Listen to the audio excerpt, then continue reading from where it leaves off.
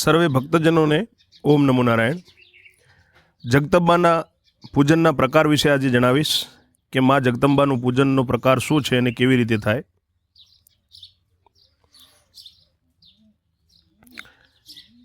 ધ્યાનપૂર્વક સાંભળજો. સ્નાન કરી પવિત્ર થઈ અને સફેદ વસ્ત્રો પહેરી આચમન કરી સાવધાનીપણું રાખી અને પોતાના સ્થાનકમાં પ્રથમ જવાનું. પછી લીપેલી ભૂમિ ઉપર ઉત્તમ આસન બિછાવી અને તેના ઉપર બેસી પ્રીતિથી વિધિપૂર્વક 3 આચમનો કરવા. પછી શક્તિના અનુસાર પૂજનના દ્રવ્યો ત્યાં રાખવા. પ્રાણાયામ કરીને ભૂત શુદ્ધિ કરવી અને પ્રાણી પ્રતિષ્ઠાને માતૃક્યાન્યાસ કરીને મંત્રની પૂજાના દ્રવ્યોને પ્રોક્ષણ કરવું.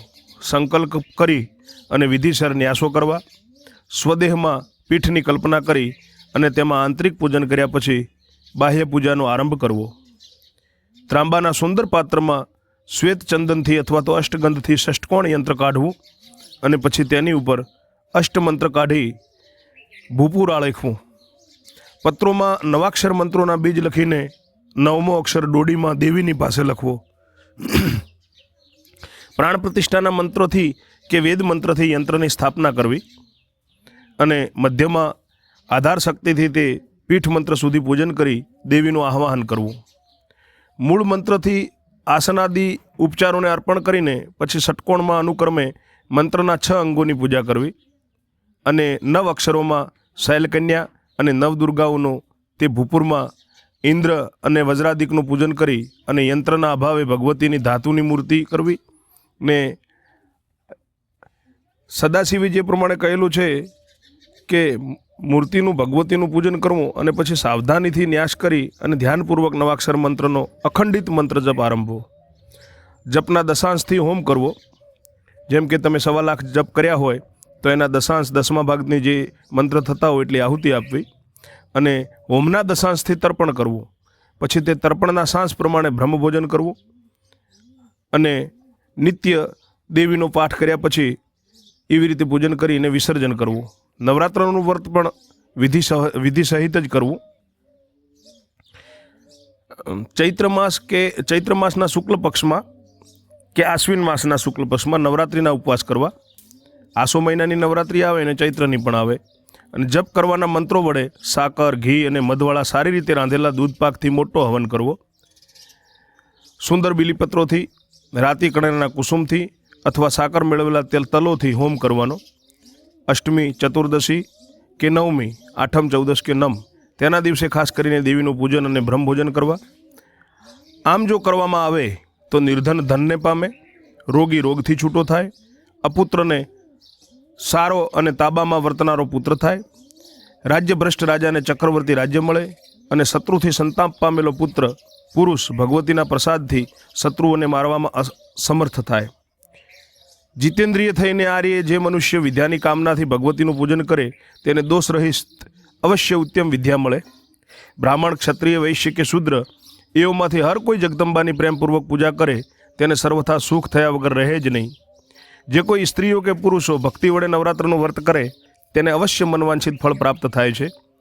જે મનુષ્ય આસો મહિનાના અજવાળી પક્ષમાં ભાવ સહિત ઉત્તમ નવરાત્રિનું વ્રત કરે તેની બધી મનોકામનાઓ પૂર્ણ થાય. અને વિધિ પ્રમાણે જે મૃત્તિકાનું ચતુરસ્ત્ર મંડળ કરી પૂજા સ્થાન કરી તેમાં વેદ મંત્રના વિધાનથી કળશની સ્થાપના કરી અને કળશની ઉપર યંત્ર કરી અને એ સ્થાપીને કળશની ચારે બાજુમાં સુંદર જવારા વાવી અને પુષ્પોની માળાઓથી વીંટાયેલો ઉલેચ બાંધીને ચંડિકાના સ્થાનમાં ઘેરો ધૂપદીપ કરી અને શક્તિ પ્રમાણે સવાર, બપોરને સાંજે ત્યાં પૂજન કરવું. એવી રીતે ચંડિકાની પૂજામાં ધનનો લોભ ન કરવો. નાના પ્રકારના ધૂપ, દીપક, સુંદર નૈવેદ્યો, ફળફળાદિ, ફૂલ, ભજન અર્ચન, વાજિંત્ર, સ્ત્રોતપાઠ દેવીનો અને વેદની પરાયણથી મોટો ઉત્સવ કરવો. મનગમતા ચંદન, આભૂષણ, વસ્ત્ર, નાના પ્રકારના ભક્ષ, સુગંધિત તેલ અને સુગંધી પુષ્પોથી વિધિ સહિત કુમારિકાઓની પૂજા કરવી. આવી રીતે પૂજા કરીને અષ્ટમીના દિને કે નવમીના દિને વિધિ સહિત મંત્રોથી હોમ કરવો. પછી બ્રાહ્મણોને જમાડવા અને 10મીના દિવસે પારણું કરવું. ભક્તિપરાયણ રહીને શક્તિ પ્રમાણે દાન આપવું. પુરુષ અથવા સધવા કે વિધવા પતિવ્રતા સ્ત્રી જે કોઈ ભક્તિપૂર્વક નિયમપરાયણ રહી આ પ્રમાણે નવરાત્રોનું વ્રત કરે તેને આ લોકમાં સુખ અને મન માનતા વૈભવ મળે અને મરણ પછી પણ ભગવતીના સ્થાનક રૂપ મણિદ્વીપની પ્રાપ્તિ થાય. જન્માંતર થાય તો ઉત્તમ કુળમાં થાય, ઉત્તમ કુળમાં જ જન્મ થાય અને સદાચાર પાળે ને જગદંબાના અખંડ ભક્તિ થાય. સર્વ વ્રતોમાં ઉત્તમ નવરાત્રિનું વ્રત તથા ઉત્તમ સુખ આપનારા દેવી આરાધનનો પ્રકાર આવી રીતે આજે મેં તમને સંભળાવ્યો છે. આવી રીતે કરવાથી તમે શત્રુ ઉપર જય મેળવી શકશો. અખંડ અને સર્વોત્તમ જયની પ્રાપ્તિ કરશો. સ્ત્રી પુત્રની પ્રાપ્તિ, તમને કાયામાં અને ઘરમાં પરમ સુખ પ્રાપ્તિ થશે. આમાં બિલકુલ કોઈ શંકા નથી.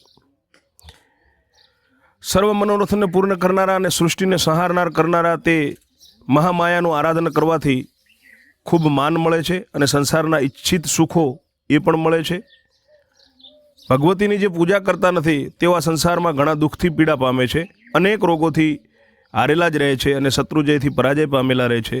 સ્ત્રી પુત્ર વગરના રહે છે અને પાપ બુદ્ધિવાળા હોય છે.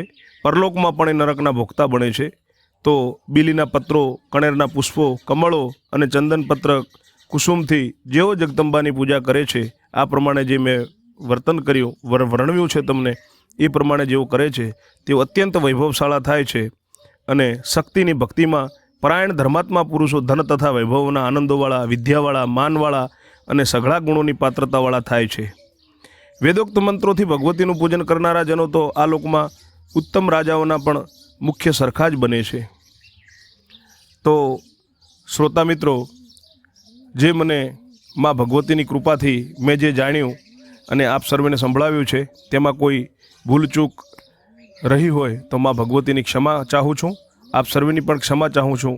લગભગ 100માંથી 100% ભૂલ નથી, તો આપ પણ આ પ્રમાણે પૂજન અર્ચન કરીને દેવીની કૃપા પ્રાપ્ત કરશો. ઓમ નમો નારાયણ.